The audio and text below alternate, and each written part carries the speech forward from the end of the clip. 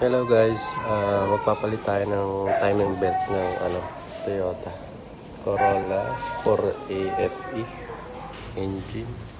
Yan, bali binabawas na natin. Bago natin baklasin ng timing belt, timing muna natin yan. Dito natin makikita kung nasa ng timing mark. Yan. Makikita nyo po yung tuldok na yan. Yan, dapat po parehas yan. Nandyan. Yan. At ito pong nasa uli niya ng camshaft. Yan. Nakikita niyo may tuldok po sa loob. Dapat nakatapat yan daw. Yan. Nandun yan. So, makikita niyo. Yan. Yun. Babaklasin na po natin ang lumang timing belt.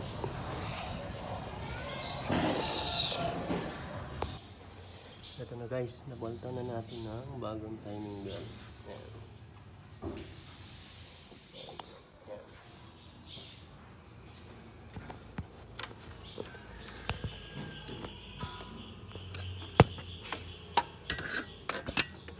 Pwede makikita yung timing mark yun po.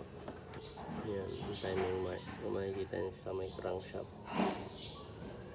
Yan po ang timing mark niya. Okay, update ko na lang kayo pag umandar na. Ito po, umandar na po ang ating pinalta ng timing belt. Yan. Bali, hindi lang timing belt ang ginawa natin dito. Nagpalit din po tayo dito ng axle bolt. CVT joint. Sa ilalim.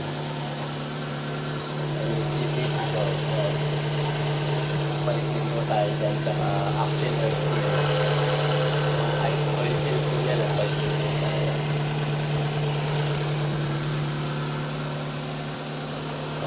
Tapos na po natin gawin. For releasing na din po ito. Okay.